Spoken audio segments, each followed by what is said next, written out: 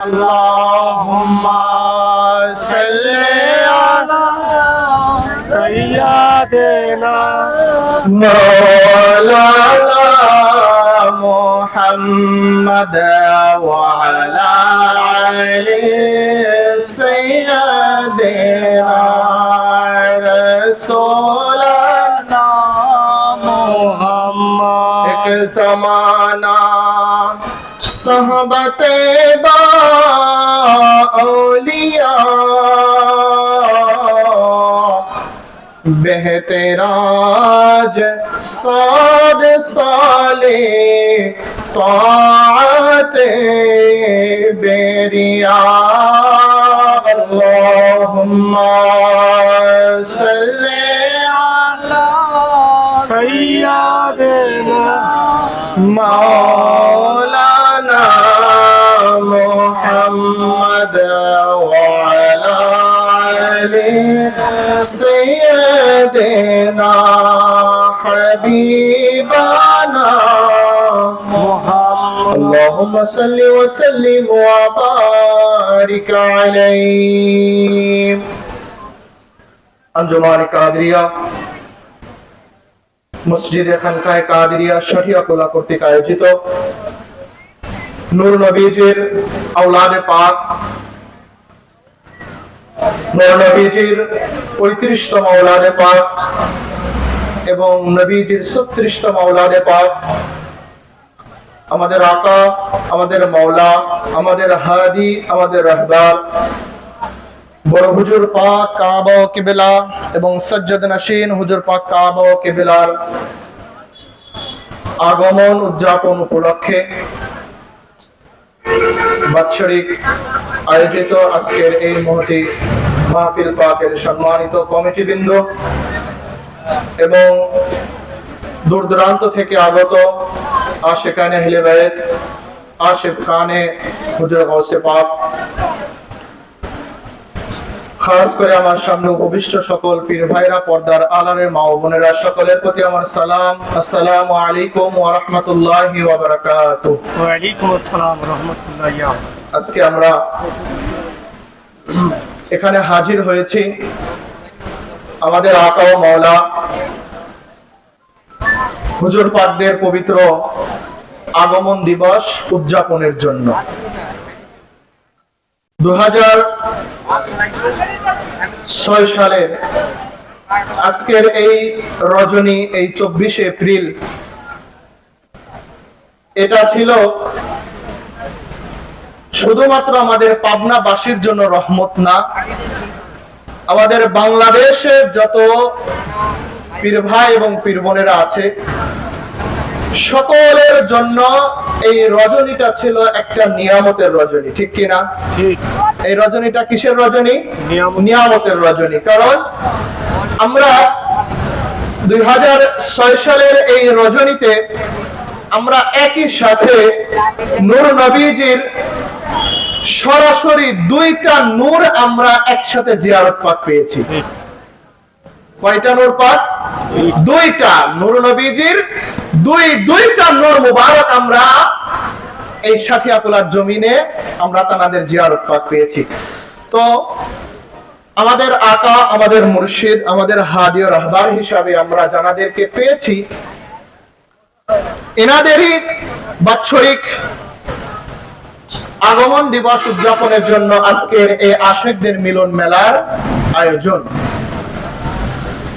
আজকে যখন আমরা এখানে হাজির হয়েছি, এখানে আমরা যখন উপস্থিত হয়েছি, যারা ওই দিনের, ওই 6 সালের ওই সময়ে এই 24 এপ্রিলের রজনীতে যারা এখানে হাজির হয়েছিলেন, তারা ওই রজনীকে, ওই সালে ফিরে গিয়ে একটু নিজের জেহেনের মধ্যে আনেন যে এই রজনীটা ওই দিন কেমন ছিল,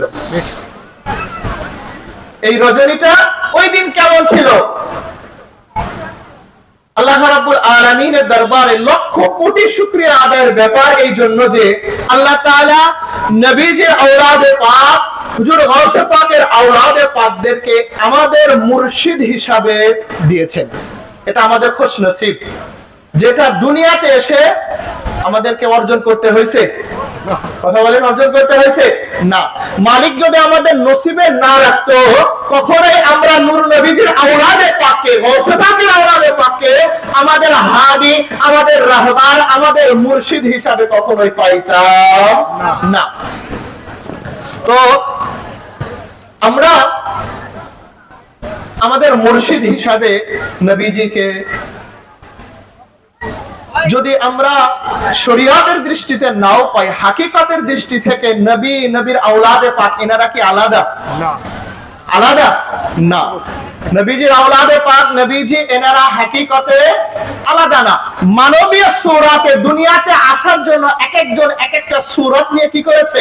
দুনিয়াতে এসেছে। তো আমরা আজকে একটা জিনিস জানবো, বর্তমান সময়ে যখন আমরা এগারে শরীফে আসি বা উরসে পাকে আসি, বা এই যে আমরা যে মুর্শিদ ধরেছি, বায়াত হয়েছি, একদল ব্যক্তিরা আমাদের পিছনে ফতোয়া দেয় যে পীর ধরা জায়েজ নেই, বলে কি না? বলে।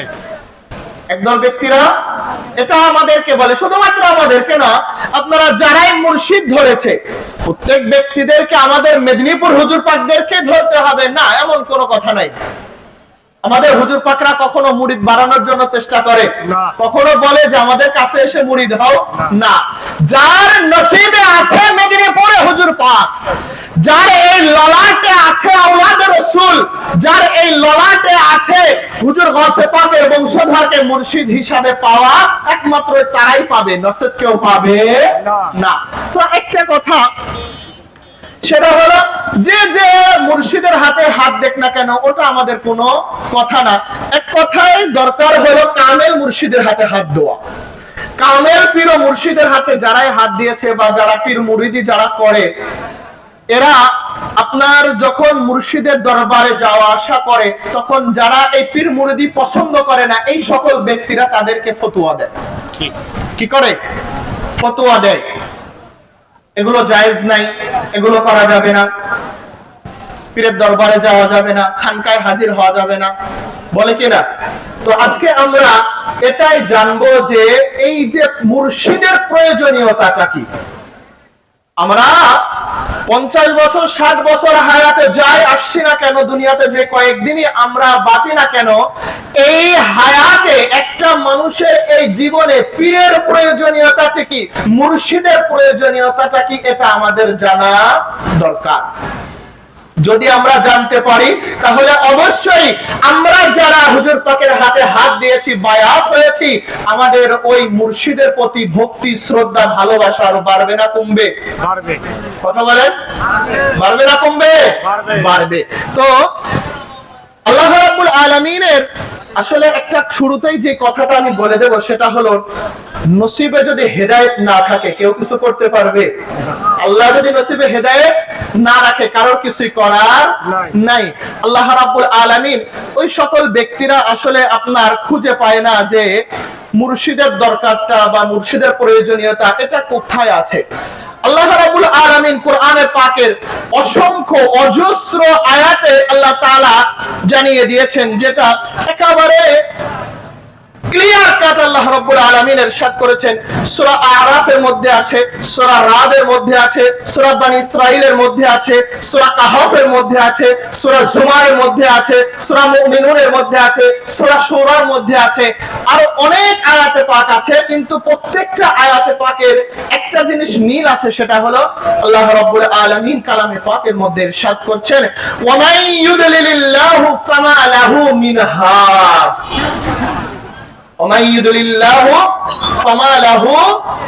হাদ। আল্লাহ রাব্বুল আলামিন ইরশাদ করছেন যে আমি আল্লাহ তাআলা যাকে বিভ্রান্ত করে দিয়েছি, আল্লাহ তাআলা যাকে বিভ্রান্ত করে দিয়েছেন, তার জন্য কোনো হাদি নেই, কোনো পথ প্রদর্শক নেই। কথাটা কার? আল্লাহ। আল্লাহর নাম নিতে কষ্ট হচ্ছে? হ্যাঁ, কথাটা কার? আল্লাহ। কি ইরশাদ করলেন? যে আল্লাহ তাআলা যাদেরকে কি করছে? বিভ্রান্ত করেছে, পথভ্রষ্ট করছে, তাদের জন্য কোনো, এখন বলবেন হাদি মানে তো বুঝলাম না।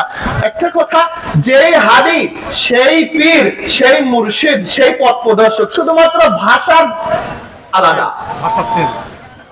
আপনি যখন আরবিতে যাবেন তখন পথ প্রদর্শক হলে আপনি খুঁজে পাবেন না, তখন আপনাকে মুর্শিদ খুঁজতে হবে। যখন বাংলায় আসবেন তখন মুর্শিদ পাবেন না, তখন আপনাকে বাংলা ভাষার জন্য পথ প্রদর্শক আসতে হবে। আবার যখন আপনি ফার্সিতে যাবেন তখন আপনার জন্য পীর খুঁজতে হবে। এখন ফার্সি কিতাবের মধ্যে যায় যদি আপনি পথ প্রদর্শক খোঁজেন, পাবেন কখনো? হ্যাঁ, মোল্লা মৌলবীরা বলে না যে কোরআনে পীরের কথা নাই, বলে না এটা যে কোরআনে পীরের কথা নাই। আরে বোকা মোল্লা, কোরআনে পীরের কথা পাবেন কিভাবে? কোথাও নাই কোরআনে পীরের কথা। কোরআনে নামাজের কথা আছে না, কোরআনে রোজার কথা আছে না, তাই বলে কি কোরআনে এগুলা নাই? আছে। নামাজের কথা নাই, কিন্তু কোরআনে কিসের কথা আছে? সালাত। সালাতের কথা আছে। সালাত খোঁজেন, দেখেন পান কিনা। কিন্তু সারা জীবন যদি কোরআনের ফার্স্ট টু লাস্ট যদি দেখেন যে নামাজ নামাজ নামাজ নামাজ আছে, নামাজ পাবেন না। আবার সেরকম রোজা পাবেন, রোজা, কিন্তু খুঁজতে হবে কি? সিয়াম, সওম, যেটাই বলি না কেন। এই জন্যই, কারণ এগুলো আরবি ভাষা। আল্লাহ তাআলা কোরআনে পাক আরবি ভাষায় নাযিল করেছেন। তো ঠিক তেমনি ভাবে কোরআনে পীরের কথা নাই, পীর শব্দ নাই, এটা মোল্লা সঠিক বলে। কিন্তু মোল্লা, কোরআন আল্লাহ রাব্বুল আলামিন আরবি ভাষাতে নাযিল করেছে, আর পীর হলো ফারসি ভাষা। আল্লাহ তাআলার জ্ঞানের কি এতই অভাব? আস্তাগফিরুল্লাহ, নাউযুবিল্লাহ, তওবা, যে পুরো কোরআন আরবিতে নাযিল করার পর একটা শব্দ ফারসি ঢুকাবে?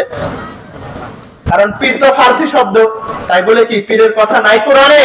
আছে। ওই নামাজের মতো, ওই রোজার মতো পীরের কথা কোরআনে আছে, কিন্তু দেখতে হবে কোরআন যে ভাষায় নাযিল হয়েছে সেই ভাষায়। কোরআন আরবি ভাষায় নাযিল হয়েছে, এখন দেখতে হবে এটা আরবি নাম, বলে এটা আরবি নাম মুর্শিদ। এখন দেখতে হবে কি পীর আরবি শব্দে কি আছে? পীরের আরবি শব্দ কি? মুর্শিদ। মুর্শিদ নাই কোরআনে? আছে। আল্লাহ রাব্বুল আলামিন 15 পারা সূরা কাহাফের মধ্যে ইরশাদ করেছেন, ওমাই ইউদলিল ফালান তাজিদ লাহু ওয়ালিয়াম মুরশিদা। এই যে মুর্শিদের কথা, এটা তো একেবারে সরাসরি মুর্শিদের নাম আল্লাহ তাআলা উল্লেখ করলেন। আর এই যে শুরুতে যত সূরার নাম বললাম, প্রত্যেকটা সূরাতে একটা কমন শব্দটা, সেটা হলো ওমাই ইউদলিল ফামা লাহু মিন হাদ। আল্লাহ তাআলা যাদেরকে বিভ্রান্ত করেছেন, আল্লাহ তাআলা যাদেরকে পথভ্রষ্ট করেছেন, তাদের জন্য কোনো পথ প্রদর্শক নাই। পথ প্রদর্শকের আরবিটা যেন কি বললাম? মুর্শিদ। ওইটাই পীর। তাহলে পীর, মুর্শিদ, পথ প্রদর্শক, এটা কি কোরআনে পাকে নাই? কথা বলেন নাই? আচ্ছা, এখন আসেন যে এগুলো আমরা খুঁজে পাই না, কিন্তু আল্লাহ রাব্বুল আলামিন আমাদেরকে এখন দেখতে হবে হলো পীরের প্রকার। কি দেখতে হবে? পীরের প্রকার। বাংলাদেশে পীরের অভাব আছে নাকি? না, কথা বলেন, পীরের অভাব আছে? তালা বাবা, সাহি বাবা, শিকল বাবা, চুল বাবা, দাড়ি বাবা, জট বাবা, কোন বাবার অভাব আছে বাংলাদেশে? কিন্তু এখনো এই ওলি আল্লাহর জমিনে হক্কানি পীর ও মুর্শিদের অভাব। ঠিক ঠিক। যত বাবাই থাকুক না কেন বাংলাদেশের মধ্যে, আমি অন্য কান্ট্রির কথা বলবো না, যেহেতু এটা আমার জন্মভূমি, আমার দেশের কথাই বলি। বাংলাদেশে পীরের অভাব নাই, কিন্তু সব পীরে কি মুরিদকে জান্নাতে নিতে পারবে? না, যারা চুপ করে আছেন, কি মনে হয় সব পীরই কি নিতে পারবে তার মুরিদকে জান্নাতে? তাই বলে কি মুরিদকে জান্নাতে নেওয়ার ক্ষমতা কি পীরের নাই? আছে। এখন কথা হলো, আগে আমাদেরকে দেখতে হবে যে মুর্শিদ বা পীর যেটাই হোক না কেন, এটা আমাদের জন্য কত প্রকার, এটা আমাদের জন্য কত প্রকার। এই পীর বা মুর্শিদ সাধারণত বুঝার জন্য আমাদের দুই প্রকার বুঝতে হবে। কয় প্রকার? দুই প্রকার। একটা হলো মুর্শিদে আম, আর একটা হলো মুর্শিদে খাস। প্রথমটা কি বললাম? মুর্শিদে আম। আম মানে কি? ব্যাপক, সর্বসাধারণ। আরেকটা হলো মুর্শিদে খাস, যেটা আখাসুল খাস, নির্দিষ্ট কিছু কিছু, সকলের জন্য না। তো এই মুর্শিদে আম কারা? মুর্শিদে আম কারা? সকলে বলছি, তাই বলে কি আমিও? না। পিতামাতা কারা? পিতামাতা, শিক্ষা গুরু, বা আপনাকে যে ভালো রাস্তা দেখিয়েছে, পথ দেখিয়েছে, এরা হলো কি মুর্শিদে আম। যেমন হযরত বাইজিদ বুস্তামির নাম শুনেছেন না? হ্যাঁ, আল্লাহর ওলি হয়েছে কিভাবে? মায়ের খেদমত করে না? বাইজিদ বুস্তামি আল্লাহ তাআলার মাহবুব হয়েছে কিভাবে? মায়ের খেদমত করে। এই বাইজিদ বুস্তামির ক্ষেত্রে একটা কথা, এই বাইজিদ বুস্তামি রাহমাতুল্লাহি আলাইহি তিনি একদিন গাধার পিঠে সওয়ার করে তিনি মরুভূমির বুক দিয়ে হেঁটে যাচ্ছেন।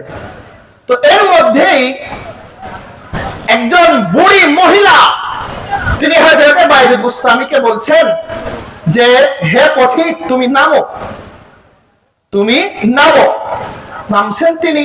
বুড়া মহিলা বলছেন মায়ের বয়সের সবার, তো নামছেন। নামার পর বলতেছে যে তুমি কি কোনো মুর্শিদ ধরেছো? তুমি কি কারোর দরবারে যাওয়া আসা করো? বলতেছে যে হ্যাঁ আমি আমার মুর্শিদের কাছে যাওয়া আসা করি। তখন বলতেছে যে তুমি তোমার মুর্শিদের কাছে কিভাবে, মুর্শিদের দিকে কিভাবে তুমি তাওয়াজ্জু করো বলো তো? বাইজিদ বুস্তামি তিনি বলতে পারতেছেন না ওই মায়ের কথা অনুযায়ী। তখন তিনি বলতেছেন, ওই বুড়ি মহিলা, ওই মা বলতেছেন যে তোমাকে আমি একটা কথা বলে দেই, এইটা আমল করবে কি? তখন তিনি বলতেছেন যে তোমার উদাহরণ হিসাবে মুরিদ এবং পীর, মুর্শিদ এবং শিষ্য, গুরু এবং শিষ্য, এই যে তুমি হবে কিভাবে হবে? তখন তিনি বলতেছেন যে চাতক পাখির ন্যায়। সুবহানাল্লাহ। কিসের ন্যায়? চাতক পাখি। চাতক পাখি যেমন একটা ফোঁটা পানির জন্য যেমন হাহাকার করে আসমানের দিকে তাকিয়ে থাকে, কখন যেন একটু পানি পাবে, ঠিক তেমনি ভাবে ওইভাবে তোমাকে অপেক্ষা করতে হবে। ওইভাবে কি করতে হবে? অপেক্ষা করতে হবে। নাকি গেলাম হুজুর পাক জিয়ারত দিচ্ছে না, এই এত কষ্ট করে বাংলাদেশ থেকে আমরা আসছি আর হুজুর পাক আমাদেরকে জিয়ারত দিচ্ছে না, এই চিন্তা করলে হবে? কথা বলেন হবে? ঈমান আমল দুটোই শেষ। ঈমান আমল দুটোই শেষ হয়ে যাবে। এটা হলো অপেক্ষার কথা বলছেন, কারণ চাতক পাখি কি করে? অপেক্ষা করে। আর দ্বিতীয়ত তিনি নিরিখ, এই কথাটা বলছেন যে এইভাবে তুমি নিরীখ করো। সেটা হলো একটা বিড়াল যখন একটা ইঁদুরকে দেখে, ওই ইঁদুরটাকে শিকার করার জন্য একটা বিড়াল যেভাবে তাক করে থাকে, যেভাবে নিরীখ করে থাকে, ঠিক তেমনি ভাবেই তুমি তোমার মুর্শিদের দিকে ওইভাবেই তাক করে থাকবে। একটা বিড়াল যখন ইঁদুরকে ধরে, ওর টার্গেট মিস হইলে কখনো কি শিকার হবে? শিকার হবে? টার্গেট থাকতে হবে কি 100-100। এই যে দুইটা, তখন তিনি হযরত বাইজিদ বুস্তামি রাহমাতুল্লাহি আলাইহি তিনি ওই জায়গা থেকে যখন তিনি চলে যাচ্ছেন, কিছু দূর তিনি গাধার পিঠে না উঠে তিনি হেঁটে যাচ্ছেন। দেখেন আদব, আদব কাকে বলে? দেখেন পীরের দরবার থেকে যদি আদব না শিক্ষা করা যায়, কোথাও কি আদব পাওয়া যাবে? ওই স্কুল কলেজ মাদ্রাসাতে কি আদব আছে? বর্তমান সময়ে কিছুই নাই। এখন বর্তমান সময়ে যারা স্কুল কলেজে চাকরি করে, এই মানে ছাত্ররা শিক্ষককে দেখে ভয় পাবে কি আগে পিছে শিক্ষকরাই ভয় পেয়ে থাকে ছাত্রদের দেখে। ঠিক ঠিক, একটু হাসলেনও না, নাকি মিথ্যা কথা? শিক্ষকরাই ভয়ে থাকে কোন সময় যেন আন্দোলনের নামে, কোন সময় যেন আমার চাকরির 13টা বেজে যায়। কিছু বলার কায়দা আছে? কিন্তু আগেকার সময়ে পিতামাতা গিয়ে কি বলে দিত যে স্যার বা হুজুর যেটাই বলে না কেন, এই যে সন্তান দিয়ে গেলাম, এর হাড্ডি শুধু আমার, মাংস কার? এই কথা বলতো না? কিন্তু এখন কি আর সেটা আছে? যদি শোনে যে স্যার গায়ে হাত দিছে, গুরু গোষ্ঠী চলে যায়, কত বড় সাহস, আমার বাচ্চার গায়ে হাত দেয়, হয় না এরকম? কিন্তু এই আদব কি আছে? আদব এখনো আছে আল্লাহর ওলিদের দরবারে, আদব এখনো আছে মেদিনীপুর দরবার পাকে। তো যখন ওই বাইজিদ বুস্তামি রাহমাতুল্লাহি আলাইহি তিনি ওই ঘোড়ার পিঠে না চড়ে যখন হেঁটে যাচ্ছেন, একজন জিজ্ঞাসা করছেন, চিনতে তো পারে নাই, একজন জিজ্ঞাসা করছেন ভাই আপনাকে দেখলাম আপনি ঘোড়ার পিঠে সওয়ার হয়ে আসছেন, এখানে নামলেন, নামার পর আপনি কেন আবার এখানে হেঁটে যাচ্ছেন? আপনি তো ঘোড়ার পিঠে, গাধার পিঠে তো উঠেই যাইতে পারতেন। তখন তিনি বললেন যে আমি এখান থেকে একটা শিক্ষা অর্জন করেছি, এই বুড়া মহিলা আমাকে একটা শিক্ষা দিয়েছে, তিনি আমার জন্য শিক্ষক, তিনি আমার মুর্শিদ হিসাবে আছে, আর মুর্শিদের সামনে কখনোই মুরিদ উঁচু জায়গায় থাকতে পারে না। দেখেন এটা কি আদব। এটা কি আদব। আদব। এগুলো আমাদের শিক্ষার দরকার আছে না? আছে। আছে কি নাই? মুর্শিদের দরবারে এসে কখনো কি উলটপালট করা যাবে? কখনো করা যাবে না। এইগুলো আদব। তো এটা হলো মুর্শিদে আম। আর মুর্শিদে খাস কোনটা?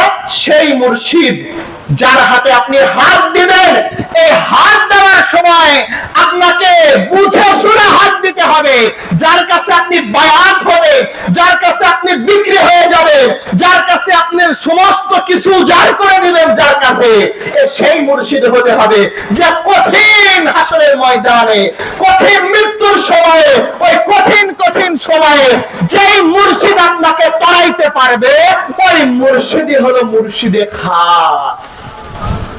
ঠিক। ওই মুর্শিদে কি? মুর্শিদে খাস। তো আম মুর্শিদ অনেকে হতে পারে, কিন্তু খাস মুর্শিদ সবাই হওয়ার যোগ্যতা রাখে না। তার হাতে হাত দিতে হবে, বুঝে শুনে দিতে হবে। যে মুর্শিদ আপনাকে কঠিন কঠিন সময় কি করতে পারবে? কথা বলে রক্ষা করতে কি করতে পারবে? রক্ষা করতে পারবে। মাইকালারা কই গেছে? এইভাবে চললে তো সর্বোচ্চ চলবে না। আধা ঘন্টা। এর মধ্যে বক্তা যেগুলো প্রফেশনাল আছে এটাও টিকবেন না, গলা এই জায়গায় শেষ হবে। স্কেলিং আমি নিতে পারতেছি না। একজনও তো নাই, সাউন্ড ভালো না। আমার তো খেয়াল করেন, তো আমরা মুর্শিদে খাস এখন আমাদেরকে কি করতে হবে? ধরতে হবে, বা আমরা ধরছি, ঠিক না? এই যে আজকে সাথিয়াকুলা খানকা শরীফের জমিনে 2006 সালে হুজুর পাকের হাতে আমরা অনেকেই বায়াত হয়েছি না? কথা বলেন না কেন? বায়াত হয়েছি না আমরা? এই যে মুর্শিদের হাতে আমরা হাত দিয়েছি। বর্তমান সাজ্জাদুল হাসান হুজুর পাক কারো কেবলার হাতে আমরা অনেকে বায়াত আছি না? এরা হলেন আমাদের মুর্শিদে খাস। এরা সেই মুর্শিদ,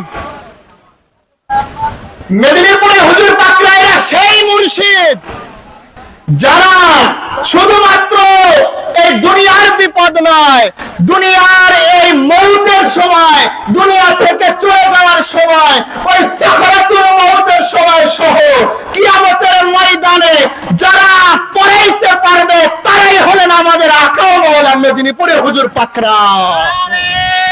তাকবীর, রিসালা, রাসূলুল্লাহ, ইয়া ইমাম, হুজুর গাউস পাক হযরত সৈয়দ শাহ ইয়াসুফ আলী আল কাদরি জিন্দাবাদ। নশীন হুজুর গাউস পাক হযরত সৈয়দ শাহ ইয়াসুফ আলী আল কাদরি জিন্দাবাদ। আমি অপরাধ ভাইদেরকে দৃষ্টি আকর্ষণ করছি, আপনারা অতি দ্রুত স্টেজের সামনে আসুন। আমাদের মাইকে খুব সমস্যা করছে, আপনারা অতি দ্রুত স্টেজের সামনে আসুন।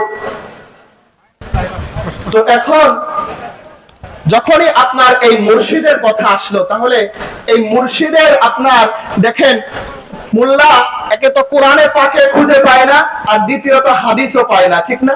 দেখেন আজকে আমরা এখানে যারা আছে আমরা প্রায়ই তো মুর্শিদ ধরা লোক, ঠিক কিনা? ঠিক।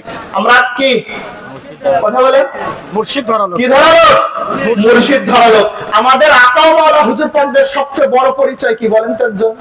উনি আওলাদে রাসূল। হ্যাঁ, আমাদের হুজুর পাক, আমাদের মুর্শিদদের সবচাইতে বড় পরিচয় হলো তারা আওলাদে রাসূল। এটা আমাদের গর্বের বিষয়।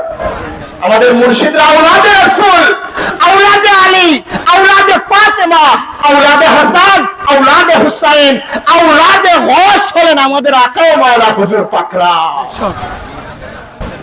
এইরকম হলে তো মাইক কালার তো ব্যবসা শেষ হয়ে যাবে না।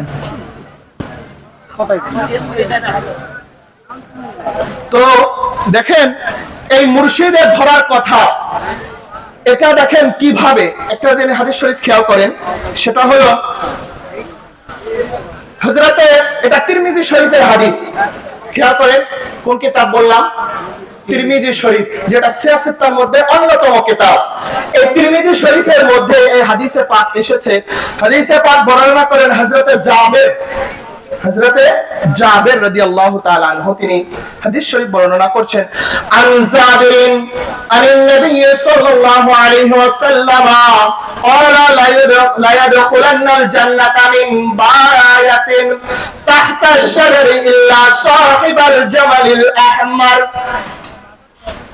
হযরতে জাবের রাদিয়াল্লাহু তাআলা আনহু তিনি হাদিসে পাক বর্ণনা করছেন, নবীজি ইরশাদ করছেন, মক্কা থেকে উমরা করতে যাওয়ার পর মক্কার পথে হুদাইবিয়া নামক স্থানে ওই জায়গাতে যখন নবীজির পুরা কাফেলা যখন হাজির হয়ে যায়, পুরা কাফেলাকে এক জায়গায় করে নবীজি তখন একটা বায়াতের ঘোষণা করলেন, একটা পীর মুরিদের ব্যবস্থা করলেন। ওই জায়গাতে কারোর মতে 1400 সাহাবী ছিল, কারোর মতে 1500 সাহাবী ছিল। এত সাহাবীর সহকারে নবীজি একটা কথা বললেন। ওই জায়গাতে নবীজি তিনি বায়াত নিলেন। কি নিলেন? কথা বলেন। ভাইয়াত কি নিলেন? বায়াত নিলেন। সাহাবী ছিল কত? 1400, কেউ বলেছেন 1500। তো 1400 হোক বা 1500 হোক, আমার মতো আপনার মতো আম পাবলিক ছিল? সাউন্ড দেন একটু, কথা ভোল্টেজ দিলেই তো মাইক খবর হয়ে যাচ্ছে। চিকন মোটা পরে করেন, আগে সাউন্ড ক্লিয়ার করেন। তো নবীজি যখন বায়াতের যখন তিনি ঘোষণা দিলেন, দেখেন এই যে আমরা যারা বায়াত হয়েছি এখন, ওই যে বর্তমান সময়ে আমার সামনে মাউথপিস কয়টা? বর্তমান সময় আছে না, ঝাঁকার এক ঝাঁকা মাউথপিস থাকে বক্তার সামনে। হ্যাঁ, কোন টিভির অভাব নাই, এ থেকে শুরু করে জেড পর্যন্ত সব টিভি হাজির হয়। হ্যাঁ, কিন্তু হেদায়েত আছে ওর ভিতরে? হেদায়েত আছে? আমি মাঝে মাঝে এই কথাটা বলি, আমার বলতেও ভালো লাগে, বিশেষ করে আমার ঠেলা মেরে কথা বলতে আরো ভালো লাগে। সেটা হলো, দেখেন ব্যানার টানায় বিরাট তাফসীরুল কোরআন মাহফিল, আর বক্তা যখন আসে বক্তা বলে কি, আশপাশে যারা ঘোরাফেরা করছেন দয়া করে সবাই জান্নাতের প্যান্ডেলের মধ্যে, জান্নাতি বাগানে বসেন। কথা শোনেন নাই? কি বলে যে যারা বাহিরে আছেন ঘোরাফেরা বাদ দিয়ে কোথায় এসে বসার জন্য বলে? জান্নাতি বাগানে এসে বসে, না বসে যায়, ডাকে মানুষকে জান্নাতের বাগানের কথা বলে, শুরু থেকে শেষ পর্যন্ত জান্নাতের বাগানের আহ্বান করে, কিন্তু ওই বক্তাদের মুখ থেকে কখনো জান্নাতের সরদারের আলোচনা হয় না। ঠিক হয় না, কথা বলেন? হয় না। জান্নাতের সরদারদের আলোচনা হয় না। এই হলো বর্তমান সময়ে জান্নাতের বাগান। কিন্তু আমাদের জান্নাতের বাগানের ডাকারও দরকার নাই, যদি বাগান নাও সাজাই, যখনই আসছে টিনের ঘরে যদি মাহফিল হয়, তারপরেও আমাদের আলোচনা কাদের হয়? জান্নাতের সরদারদের। ঠিক কিনা? জানাদের আলোচনা স্বয়ং আল্লাহ পাক করেন, যাদের আলোচনা স্বয়ং রাসূল পাক করেন, তাদেরই আলোচনা আমরা গুনাহগাররা করি আমাদের নাজাতের জন্য।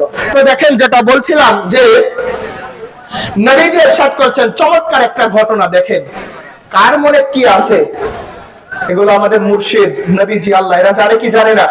এরা জানে কি জানে না? কথা বলে। দেখেন হাদিস শরীফটা হলো, নবীজি যখন বায়াত গ্রহণ করলেন, বায়াত নেওয়া যখন হয়ে গেল, তখন নবীজি একটা কথা বললেন, ওয়ালা লা ইয়াদখুলান্নাল জান্নাতা মানে বায়াতিন, সকল যারা বায়াত হলো সকল মানুষই জান্নাতে প্রবেশ করবে। সুবহানাল্লাহ কি বাড়িতে যা বলবেন? সুবহানাল্লাহ। কি বললেন নবীজি? লা ইয়াদখুলান্নাল জান্নাতা, জান্নাতে প্রবেশ করবে কারা? বায়াতিন তাহতা শাজারাতি। নবীজি তখন ওই দিন একটা গাছের নিচে বায়াত নিচ্ছিলেন। তো নবীজি ইরশাদ করলেন যে এই গাছের নিচে যারা বায়াত হলো, এরা প্রত্যেকেই কি করবে? জান্নাতে প্রবেশ করবে। ইল্লা সাহিবাল জামালিল আহমার, একমাত্র লাল উটের মালিক ব্যতীত। কিসের মালিক? লাল উট। আরবের মধ্যে আমরা উট দেখি কোনটা? একটু সাদা সাদা টাইপের, না? লাল উট কি কখনো দেখেছেন? মনে হয় অনেকে দেখেনি, নাই না? আরবের মধ্যে লাল উটের চাহিদা খুবই বেশি, এটা অনেক দামি, এটা কি অনেক দামি, পাওয়াই যায় না। তো ওই জায়গাতে একজন ওই লাল উটের মালিক ছিল জাদ বিন কায়েস। তিনি যখন দেখলেন যে নবীজি পীর মুরিদি করতেছে, বায়াত করতেছে, মুরিদ করতেছে, তখন তিনি নবীজির হাতে বায়াত না হওয়ার জন্য, তিনি মুর্শিদ হিসাবে নবীকে না মানার জন্য তিনি কি করলেন? ওই লাল উট হারানোর বাহানায় তিনি ওখান থেকে উঠে চলে গেলেন। নবীজি জানে কি জানে না? জানে। আপনাদের মুখের মধ্যে কি পান?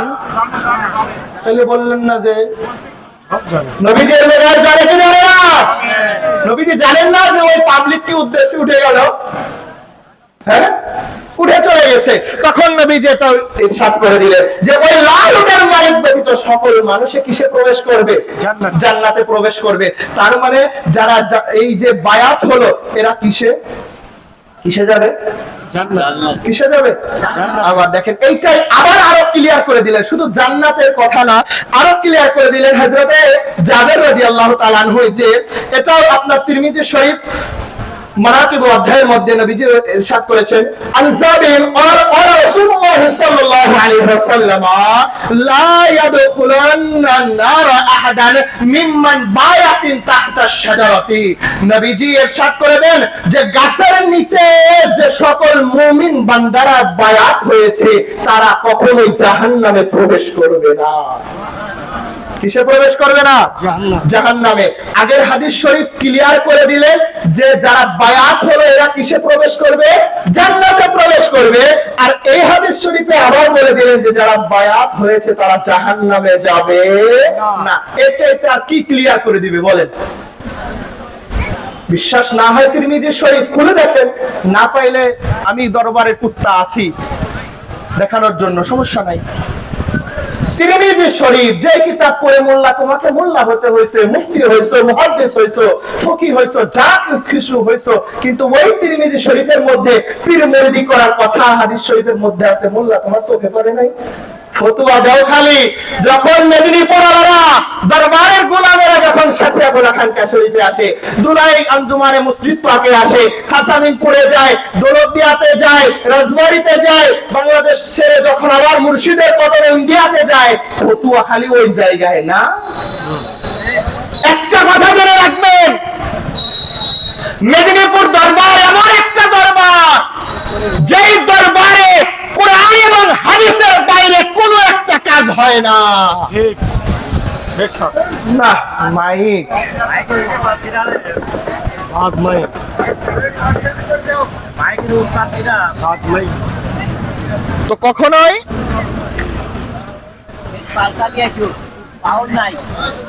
হ্যালো শুরুতেই যদি এভাবে চলে সারা রাত আপনি কন্ট্রোল করবেন কিভাবে? আমি তো ছোট মানুষ, আমার চাইতে ভালো ভালো ব্যক্তিরা আছেন, আমার উস্তাদরা আছেন এখানে, এদেরকে কন্ট্রোল করবেন আপনি কিভাবে?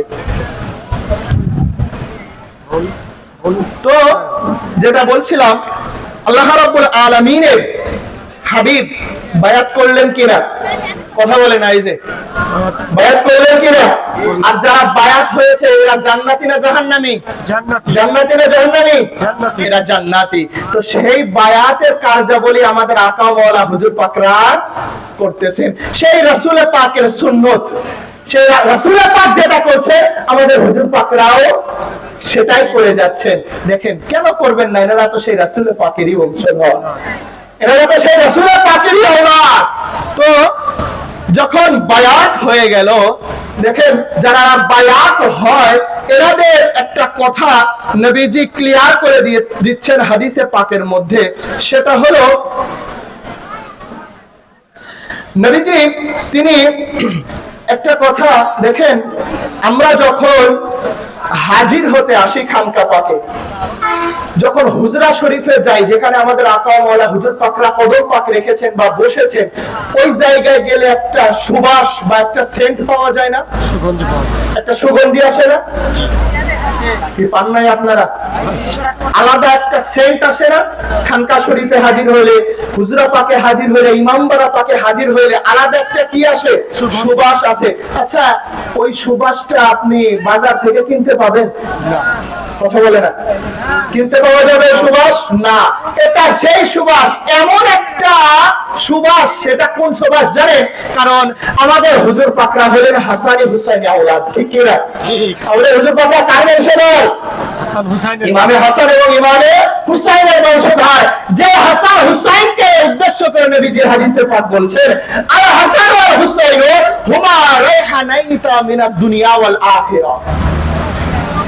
নবীজি ইরশাদ করেন, আমার কলিজার টুকরা হাসান এবং হুসাইন এনারা এমন একটা ব্যক্তি, এনারা হলেন সেই ফুল, জান্নাতি ফুলের বাগান হলো এনারা। সুবহানাল্লাহ।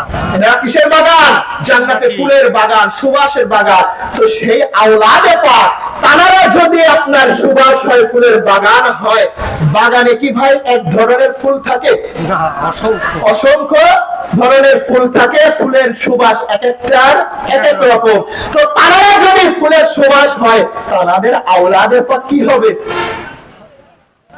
হ্যাঁ, নবীজির অন্য হাদিসে পাকের মধ্যে আছে, নবীজি কি করতেন? দুই ইমাম পাক, ইমামে হাসান এবং ইমামে হুসাইনকে নিয়ে তাদের দেহ মুবারক থেকে তিনি ঘ্রাণ নিতেন, শুকতেন। বলেন সুবহানাল্লাহ। এভাবে তিনি কি করতেন? দুই ইমাম পাককে নিয়ে ঘ্রাণ নিতেন, সুঘ্রাণ নিতেন। যদি নবীজি দুই ইমাম পাকের দেহ মুবারক থেকে, মাথা ক্লিয়ার করে শোনেন, নবীজি যদি দুই ইমাম পাকের শরীর মুবারক থেকে যদি সুঘ্রাণ নিতে পারে, তার মানে তাদের দেহ মুবারক থেকে কি বের হয়? খুশবু বের হয়। খুশবু বের হয়। কি বের হয়? খুশবু, সেন্ট বের হয়। সেন্ট বের হয় দেখেই তো নবীজি কি করতেছে? ঘ্রাণ নিচ্ছে। ভাই তাদের দেহ মুবারক থেকে যদি সুঘ্রাণ বের হয়, তাদের আওলাদ, তাদের বংশধর, আমাদের আকা ও মাওলা বড় হুজুর পাক কালো কেবলা, ছোট হুজুর পাক কালো কেবলা এবং বর্তমান সত্যবাসী হুজুর পাক কালো কেবলা হযরত সৈয়দ শাহ ইয়াসুব আলী আল কাদেরী আল হাসানী আল হুসাইনী আল বাগদাদী আল মদিনী পুরী মধ্যে জিল্লাহুল আলী, তাদের দেহ মুবারক থেকে কি জান্নাতে খুশবু বের হবে না? আমার উপরে রাগ আছে আপনাদের? তাইলে কি খাবার দেয় নাই? মেহমান খানা খান নাই? তাইলে বললেন না? আপনার মুর্শিদের কথা বলা হয়েছে, আর আপনারা সেই মুর্শিদের গোলাম হয়ে চুপচাপ মারে গায়ে পান দিয়ে বসে আছেন। প্রেম নাই, মহাব্বত নাই। আসছি মেহেদির সামনে বসছি, উঠে গেলে মেহেদি সবাই চেনে, ডাক দিবে না, এই জন্য চুপচাপ মারে বসে আছি। এই জন্য হুজুর পাক এত খানকা শরীফ করছে কিসের জন্য বলেন তো? বলেন দেখি কে পারে?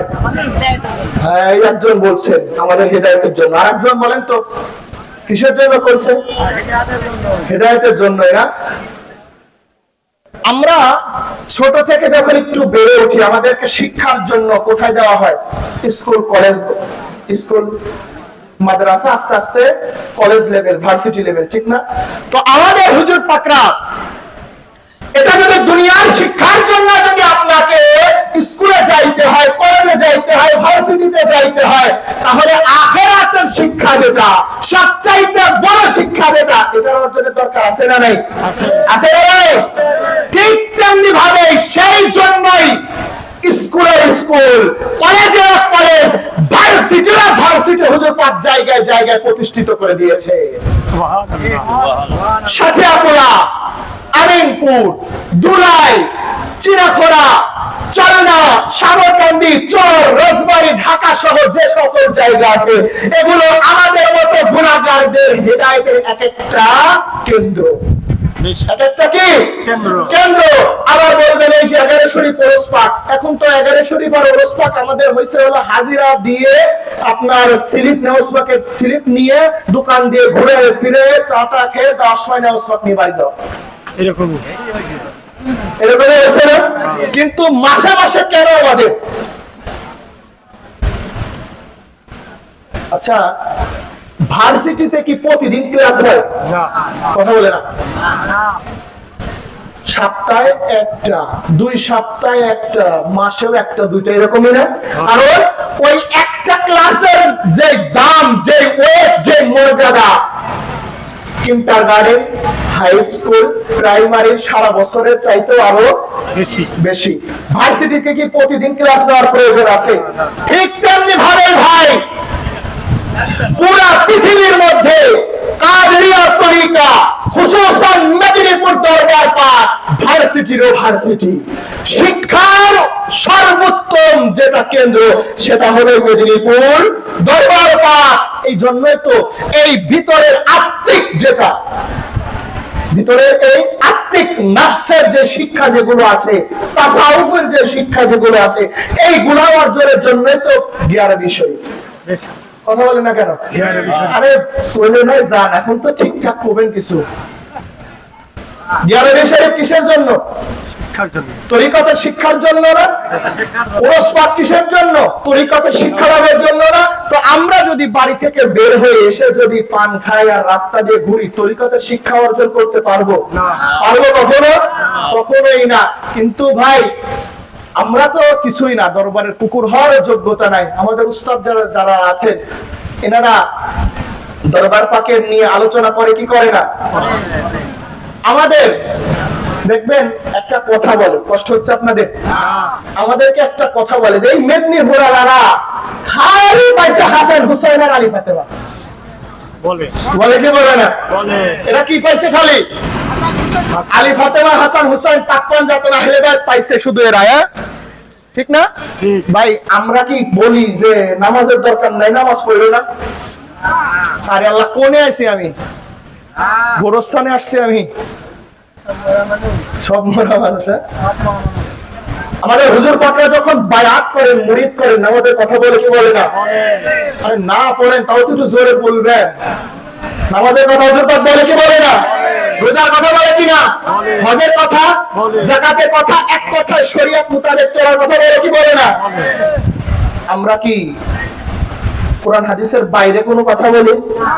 হ্যাঁ? আমরা কি নামাজ পড়তে নিষেধ করি? আরে নামাজ যদি মেদিনীপুরের মুর্শিদ পছন্দ না করতেন, খানকার আগে কখনো মসজিদের কথা বলতেন না। প্রত্যেকটা জায়গা চ্যালেঞ্জ। আগে কখনো খানকা হুজুর পাক করেন নাই, আগে মসজিদ প্রতিষ্ঠিত করেছে, তারপর হুজুর পাকের দয়া বলে খানকা প্রতিষ্ঠিত হয়েছে। তাই না? মেদিনীপুরে মাওলানা পাকদের কাছে কি মসজিদের মর্যাদা কম? শরীয়তের মর্যাদা কম? আইনুল্লাহ তোমাদেরকে বলতে চাই, মেদিনীপুরে মাওলানা পাকরা এরা সেই ব্যক্তি জানাদের পূর্বপুরুষ ইসলামকে জিন্দা করার জন্য কারবালার ময়দানে সব পরিবারে শাহাদাত বরণ করেছে। কারবালার ময়দানে যারা শাহাদাত বরণ করেছেন, যে মওলানা হুসাইনের আওলাদের পাক হলো মেদিনীপুরি হুজুর পাকরা। ঠিক। আর সেই মুর্শিদের বিপক্ষে, তানারই পরিচালিত দরবারের বিপক্ষে তুমি মোল্লা আঙুল তুলে কথা বলো না? ঠিক। তো কি বলতে চাইছিলাম, মানে অন্যদিকে চলে গেছি। ও ঘ্রাণের কথা বলতে যাচ্ছিলাম না? এই হাদিসে পাক বুখারী শরীফ, কি কিতাব বললাম? বুখারী শরীফ। কোরআনে পাকের পরে মোল্লারা যে কিতাবের স্থান দেয়, এই বুখারী শরীফের মধ্যে 5534 নম্বর হাদিসে পাক 674 নম্বর পৃষ্ঠা মিশর প্রিন্ট, আল কাহিরা প্রিন্ট, যেটা এখানে হাদিস শরীফ ইরশাদ করেছে, নবীজি ইরশাদ করেছেন। দেখেন কত সুন্দর মধুর একটা কথা, মজা পাবেন শুনলে ইনশাআল্লাহ। সেটা হলো, দেখেন নবীজি কিভাবে নবীজি উদাহরণ দিচ্ছেন। সেটা হলো, ইন্নামা মাসালাল জালিসাস সালিহাত ওয়া জালাসাস সুআ কাহামিল মিসকি। নবীজি ইরশাদ করছেন, নেককার বান্দাদের উদাহরণ হলো, আল্লাহর মাহবুব বান্দাদের উদাহরণ হলো, আল্লাহর প্রিয় বান্দাদের উদাহরণ হলো আতর বিক্রেতার ন্যায়। কিসের ন্যায়? কিসের ন্যায়? আতর বিক্রেতা। আতর বিক্রি করে না? তো কেন ওইটার সাথে নবীজি ইরশাদ করলেন? তো নবীজি পরে হাদিসে পাকে ইরশাদ করছেন হলো যে আতর বিক্রেতার ন্যায় হলো, আতর যেই দোকানদার বিক্রি করে সে কখনো আতর নিজে দেয় না, নিজে শরীরে দেয় না। যখন একজন ক্রেতা আসে, খুলে ওই ক্রেতার হাতে একটু দিয়ে দেয়। ঠিক আছে না? নাকি এইরকম দিয়ে সারে কয় দেখেন তো, বরং কি বলে, ভাই একটু লাগা না। এখন কথা, ওই ব্যক্তি তো আতর নিয়ে চলে গেল, ঘ্রাণ বলেন তো আতর বিক্রেতার শরীর দিয়ে হয় কি হয় না? কিন্তু সে তো নেয় না, আতর বিক্রেতা তো নেয় না, সে তো অন্যকে দেয়, কিন্তু তার শরীরে আতরের ঘ্রাণ আছে না নাই? আছে না নাই? কারণ কি? সে আতরের মধ্যেই থাকে, আতর নড়াচড়া করে, আতরের সাথে তার কি একটা সম্পর্ক আছে। তো নবী ইরশাদ করেছেন, নেককার বান্দাদের উদাহরণ হলো সেই আতর বিক্রেতার ন্যায়। তাদের কাছে যারা যায়, তাদের সাথে যারা চলাফেরা করে, তাদের সাথে যারা তাল্লুক রাখে, সম্পর্ক রাখে, এরা ওই আতর বিক্রেতার ন্যায় হয়। ওই নেককার বান্দাদের শরীরে যেমন আল্লাহর সুগন্ধি আছে। কার সুগন্ধি? আল্লাহর সুগন্ধি আছে। ঠিক তেমনি ভাবে তাদের সাথে যাদের সম্পর্ক, এদের শরীর দিয়ে ওই সেন্ট, ওই আল্লাহ ওয়ালা সেন্ট বের হয়। সুবহানাল্লাহ। কি বের হয়? খুশবু বের হয়। কথা বলে না, খুশবু বের হয়। এটা কি নাকটাম দিলে পাওয়া যাবে? না, এটা তো দুনিয়ার আতর বলে বাইরে না, আতর রাজ দরবার, শাহী দরবার কোনো কিছুই না। এটা হলো ওই যে তাসাউফ, আত্মিক যেটা, এটা। তো তারপর আরেকটা কথা বলছেন নবীজি, যে বদকারদের উদাহরণ, বদকার যারা নেককার বদকার আছেন, এই বদকারদের উদাহরণ হলো, নবীজি ইরশাদ করছেন, এই বদকারদের উদাহরণ হলো কামারের সাথে। কিসের সাথে? কামারের সাথে। কামারের কাছে যখন কেউ যায় কোনো কিছু তৈরি করতে, আগুনের ফুলকি বিক্রেতার গায়ে পড়ে কি পড়ে না? ওই কাস্টমারের গায়ে অনেক সময় পড়ে না? কামারের কি করে গায়ে পড়ে। যদি গায়ে নাও পড়ে, তাও আগুনের কাছে থাকার জন্য ওই ক্রেতা কি হয়? ঘাম হয় বা অস্থিরতা আসে, ঠিক কিনা? তো নবীজি হাদিসে পাকের মধ্যে জানিয়ে দিচ্ছেন যে কোন ব্যক্তি যখন আল্লাহর ওলিদের সাথে সম্পর্ক রাখে, আল্লাহর ওলিদের সাথে তাআল্লুক রাখে, তাদের শরীর দিয়ে আল্লাহ রব্বুল আলামিনের ওই নেককার বান্দাদের সাথে থাকার কারণে এদের সাথে ওই নেককার হওয়ার একটা খুশবু হয়, খুশবু বের হয়। তাহলে এখন কথা বলেন তো, আমাদের হুজুর পাকরা কি নেককার না? আমি আসতে বললাম দেখে আপনারাও আসতে বললেন। আমাদের হুজুর পাকরা নেককার না? আরো হলো না নেককার না? আরে শুধু নেককার কি, নেককার বান্নাওয়ালা। তারা কি নেককার, কি নেককার, কি নেককার করতেছি আমরা? তারা নেককার তো বটেই, বরং তারা নেককার মুমিন বানানেওয়ালা। তারা কি বানানেওয়ালা? নেককার বানানেওয়ালা। যাদের দরবারে যদি কেউ ঢোকে চোর হয়ে, বের হয় কথা বলেন, যদি ঢোকে চোর হয়ে বের হয় কুতুব হয়ে। এটাই হলো মেদিনীপুর দরবার, এটাই হলো গৌস পাকের দরবার, এটাই হলো আলী ফাতেমা হাসান হুসাইনের বংশধরের দরবার। আজকে সেই হুজুর গৌস পাকের, আওলাদে পাকের এই আগমনের জায়গাতে, এই আগমনের রজনী উদযাপনের জন্য আমরা শাহিয়াকুল্লাহ খানকা পাকে আমরা হাজির হয়েছি। দেখেন, আসলে যেটা আরো যা বলতে চাচ্ছিলাম, যে রেখে যাচ্ছিলাম, এখনো বলতে পারি নাই। একটা জিনিস চিন্তা করে রাখেন, যদি কোনো কিছু নাও হয়, যেটা বুখারী শরীফের হাদিসে পাক বললাম না, যে কার সাথে সম্পর্ক রাখতে হবে? আতর বিক্রেতার কথা বললাম না, যে আতর বিক্রেতার নেয়। কারণ আতর বিক্রেতা আতরের সাথে থাকার কারণে যদি তার শরীর দিয়ে যদি আতরের খুশবু বের হয়, এই সম্মানটা আসছে কোথা থেকে? ওই ব্যক্তির না আতরের? কার? আতরের না? কার? আতরের। কারণ ব্যক্তি তো সে যে কেউ হতেই পারে, আতরের সাথে থাকার কারণে তার শরীরটা কি হয়ে যাচ্ছে? সুগন্ধিময় হয়ে যাচ্ছে। ঠিক তেমনি ভাবে ভাই, সম্মানীয় জিনিসের সাথে থাকলে সম্মান হয়। আমি শেষ কথাটা বলে শেষ করে দিচ্ছি, সেটা হলো আমাদের বাড়িতে কোরআনে পাক আছে না নাই? কোরআন পাক করি না আমরা? কোরআনে পাক যেটার উপরে রেখে পড়া হয় তার নাম কি? রিহাল। ওই রিহালের দাম কত? 1 কোটি টাকা না? কয় টাকা? 50, 100 এরকমই না? ওটা মনে হয় আপনার সেগুন কাঠের তৈরি। হ্যাঁ? মাদার কাঠ আগে ছিল, এখন সর্বোচ্চ প্লাস্টিক। আচ্ছা ধরেন মাদার কাঠই ধরলাম 100 টাকা দাম। ওইটা যখন নিচে পড়ে যায় আমরা কি করি? সাথে সাথে চুমু খেয়ে আমরা বুকে রাখি না? আচ্ছা, ওর চাইতে দাম আপনার বাড়ির খাটের কম না বেশি? মানে দুনিয়াবি দামের কথা বলছে আর কি, টাকার দাম যেটা। হ্যাঁ, কত ডবল হিসাব নাই না? কিছু কিছু মানুষ তো 30,000 টাকার দামের খাট, লক্ষ টাকার দামের খাটে রাখো। আচ্ছা, যখন ওই খাটে ওঠে তখন নিশ্চয়ই মাথা দিয়ে ওঠে, কি দিয়ে ওঠে? পা দিয়ে ওঠে না, কারণ খাট ওটার স্থান কোথায়? শুরু, ওই পা দিয়ে শুরু। কিন্তু আপনার ওর একটা অংশ কাট দিয়েই আপনার রিহাল হবে কতগুলো হিসাব আছে, অনেক হিসাব, হ্যাঁ অনেকগুলো হবে না? কিন্তু কাঠ ছোট্ট হইলেও ওটার মর্যাদা যদি পড়েও যায় এদিকে সেদিকে থাকে। কোথায়? কথা বলে শেষ করে দিচ্ছি। কোথায়? বুকে। ভাই এইটা কিসের জন্য হয়েছে?